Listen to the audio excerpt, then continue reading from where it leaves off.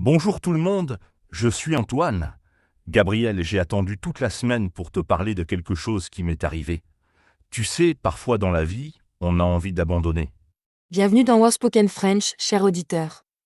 Oh Antoine, raconte-moi tout. Qu'est-ce qui s'est passé? Je t'écoute. Eh bien, la semaine dernière, j'ai commencé à apprendre le piano. Au début, j'étais très motivé, mais après 3 jours, mes doigts me faisaient mal et je ne pouvais pas jouer une seule chanson correctement. Ah, je comprends cette sensation. C'est normal au début. Moi aussi j'ai vécu ça quand j'ai commencé la cuisine. Mes premiers plats étaient terribles. Vraiment terribles. Exactement. Alors j'ai pensé, peut-être que je ne suis pas fait pour la musique. J'ai rangé le piano dans le placard, mais quelque chose dans ma tête me disait non, Antoine, continue. C'est intéressant cette petite voix intérieure. Elle nous guide souvent vers les bonnes décisions. Qu'est-ce que tu as fait ensuite? J'ai décidé de ressortir le piano. J'ai pris une grande respiration et j'ai commencé par des exercices très simples. Juste appuyer sur une touche, puis une autre. Très lentement. C'est intelligent? Parfois il faut revenir aux bases. Dans la vie nous voulons toujours aller vite, mais la patience est importante. Comment tu te sentais à ce moment-là? Au début, j'étais un peu découragé, mais petit à petit, quelque chose a changé.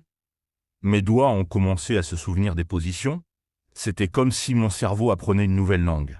Exactement. Apprendre quelque chose de nouveau, c'est comme construire une maison. On commence par les fondations. On ne peut pas commencer par le toit. Raconte-moi la suite. Après une semaine à pratique quotidienne, j'ai réussi à jouer ma première petite mélodie. C'était très simple, mais j'étais si fier. J'ai appelé ma mère pour lui jouer au téléphone. C'est adorable. Les petites victoires sont les plus importantes. Elles nous donnent la force de continuer. Ta mère était sûrement très heureuse d'entendre ta musique. Oh oui, elle était si émue. Elle m'a dit, Antoine, je suis fier de toi. Tu n'as pas abandonné. Ces mots m'ont donné encore plus de motivation pour continuer. Les encouragements de nos proches sont précieux. Ils nous rappellent pourquoi nous avons commencé. Maintenant, où en es-tu avec ton piano? Aujourd'hui, 3 semaines plus tard, je peux jouer 5 chansons différentes. Ce n'est pas parfait, mais c'est déjà beaucoup mieux qu'au début. J'ai appris quelque chose d'important. Dis-moi, qu'est-ce que tu as appris? Je suis curieuse de connaître ta réflexion sur cette expérience. J'ai appris que l'abandon, c'est souvent juste avant le succès. Si j'avais arrêté après 3 jours, je n'aurais jamais découvert le plaisir de jouer du piano. La persévérance, c'est magique. C'est une leçon de vie magnifique. Tu sais, cela me rappelle une histoire que ma grand-mère me racontait quand j'étais petite. Elle parlait d'un jardinier qui plantait des graines. Oh, j'adore les histoires de grand-mère. Elles ont toujours des sagesses cachées. Raconte-moi cette histoire, Gabriel. Alors ce jardinier plantait des graines tous les jours. Au début, il ne voyait rien pousser, juste de la terre brune. Ses amis lui disaient arrête, ça ne marche pas. Et qu'est-ce qui s'est passé ensuite? J'imagine que l'histoire finit bien, comme toutes les histoires de grand-mère. Le jardinier a continué à arroser ses graines chaque jour. Il avait confiance. Un matin, il a découvert de petites pousses vertes qui sortaient de la terre. Ses amis étaient surpris. C'est exactement comme mon piano. Au début, on ne voit pas les progrès, mais ils sont là, cachés. Ils grandissent en silence comme les graines sous la terre. Parfaitement. Ma grand-mère disait toujours les plus belles fleurs poussent lentement. Dans notre monde moderne, nous voulons tout de suite. Mais la nature nous enseigne la patience. C'est vrai. Nous vivons dans un monde de solutions rapides. Fast-food, Internet rapide, livraison express. Mais certaines choses prennent du temps, et c'est normal. Exactement. Et tu sais quoi? Les choses qui prennent du temps ont souvent plus de valeur. Un bon vin vieillit pendant des années. Une amitié solide se construit lentement. J'aime cette comparaison. Cela me fait penser à l'apprentissage des langues aussi. On ne devient pas fluent en français en une semaine. C'est un processus long et beau. Absolument. Nos auditeurs le savent bien. Apprendre le français, c'est comme apprendre le piano. Il faut de la pratique quotidienne et beaucoup de patience avec soi-même. D'ailleurs, j'ai une question pour nos auditeurs. Avez-vous déjà eu envie d'abandonner l'apprentissage du français? Je parie que oui. C'est normal, nous passons tous par là. C'est une excellente question. Moi, quand j'apprends l'anglais, parfois je me sens découragée. Les verbes irréguliers, la prononciation, c'est difficile. Mais je continue. Et pourquoi tu continues, Gabriel? Qu'est-ce qui te motive à ne pas abandonner? Je pense à tous les livres que je pourrais lire, tous les films que je pourrais comprendre, toutes les personnes que je pourrais rencontrer. L'apprentissage ouvre des portes magiques. C'est beau. Chaque nouvelle langue, c'est comme découvrir un nouveau monde. Avec le français, nos auditeurs peuvent découvrir la culture française, la littérature, les films. Et la cuisine? N'oublions pas la cuisine française. Imaginez pouvoir lire une recette française authentique et la préparer chez vous. C'est merveilleux. Oh là là, tu me donnes faim. Mais tu as raison. Chaque effort dans l'apprentissage nous rapproche de ces petits bonheurs. Même les erreurs font partie du voyage. Exactement. Les erreurs sont nos amies. Elles nous montrent le chemin. Quand je fais une erreur en anglais, je me dis parfait, j'ai appris quelque chose de nouveau aujourd'hui. C'est une attitude formidable. Au lieu de voir les erreurs comme des échecs, nous pouvons les voir comme des opportunités d'apprendre. C'est plus positif et plus efficace. D'ailleurs, j'ai remarqué quelque chose d'intéressant. Les personnes qui réussissent le mieux dans l'apprentissage sont celles qui acceptent leurs erreurs avec le sourire. C'est vrai. Ils ont cette capacité à transformer les difficultés en motivation. C'est un peu comme mon piano. Chaque fausse note m'apprend quelque chose. Parlons de stratégie pratique. Comment peut-on rester motivé quand on a envie d'abandonner? J'ai quelques idées à partager avec nos auditeurs. Excellente idée.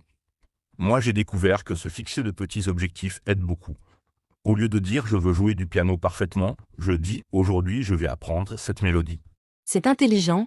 Les petits objectifs sont plus faciles à atteindre. Pour le français, au lieu de dire je veux parler parfaitement, on peut dire aujourd'hui je vais apprendre 5 nouveaux mots. Et célébrer chaque petite victoire. Quand j'ai réussi ma première mélodie, j'ai mangé mon dessert préféré. C'était ma façon de me féliciter. J'adore cette idée. Se récompenser pour les efforts, pas seulement pour les résultats parfaits. C'est une façon de rester positif et motivé. Une autre chose qui m'aide, c'est de me rappeler pourquoi j'ai commencé. Quand c'est difficile, je pense à la joie que je ressens quand je joue de la musique. Exactement. Le pourquoi est notre carburant. Pour nos auditeurs, peut-être que leur pourquoi, c'est voyager en France, ou parler avec des amis français, ou lire des livres français. Et il ne faut pas oublier de demander de l'aide quand c'est nécessaire. Parfois, nous pensons que nous devons tout faire seuls. Mais ce n'est pas vrai. Absolument. Il y a des communautés, des professeurs, des amis qui peuvent nous aider. Partager nos difficultés, c'est souvent le début de la solution. Tu sais, Gabriel, cette conversation me fait réaliser quelque chose. Ne jamais abandonner, ce n'est pas seulement pour les grands projets. C'est pour la vie quotidienne aussi. Tu as raison. Que ce soit pour apprendre une langue, cuisiner un plat compliqué ou même faire du sport. La persévérance, c'est une qualité universelle. Et elle se développe. Plus nous pratiquons la persévérance, plus elle devient naturelle. C'est comme un muscle que nous entraînons chaque jour. C'est une belle métaphore. Chaque fois que nous choisissons de continuer au lieu d'abandonner, nous renforçons notre muscle de la persévérance. J'ai une dernière réflexion à partager. Parfois, ne pas abandonner signifie aussi changer d'approche. Si une méthode ne marche pas, on peut en essayer une autre. Excellente observation. La persévérance intelligente, c'est savoir s'adapter. Continuer, oui, mais de manière flexible et créative. Exactement. Pour mon piano, j'ai changé ma méthode d'apprentissage. J'ai trouvé des vidéos plus simples et ça a fait toute la différence. Et pour nos auditeurs qui apprennent le français, peut-être qu'ils peuvent essayer différentes méthodes. Écouter des podcasts comme le nôtre, regarder des films, lire des livres simples. Vous parler avec des amis français, écrire un journal en français, chanter des chansons françaises. Il y a tellement de façons d'apprendre. La variété rend l'apprentissage plus amusant aussi. Quand on s'amuse, on a moins envie d'abandonner. Le plaisir, c'est un excellent motivation. Alors, chers auditeurs, si vous avez envie d'abandonner votre apprentissage du français, souvenez-vous de cette conversation. Rappelez-vous pourquoi vous avez commencé. Et n'oubliez pas que chaque jour de pratique vous rapproche de votre objectif. Même les jours difficiles comptent, surtout les jours difficiles. Merci Gabriel pour cette belle conversation. J'espère que nos auditeurs repartiront avec plus de motivation et de détermination. Merci à toi aussi Antoine, et merci à tous nos auditeurs fidèles. Continuez à apprendre, continuez à rêver, et surtout ne jamais abandonner. À bientôt tout le monde. Continuez à pratiquer votre français avec passion et patience. Nous nous retrouvons très bientôt pour une nouvelle aventure.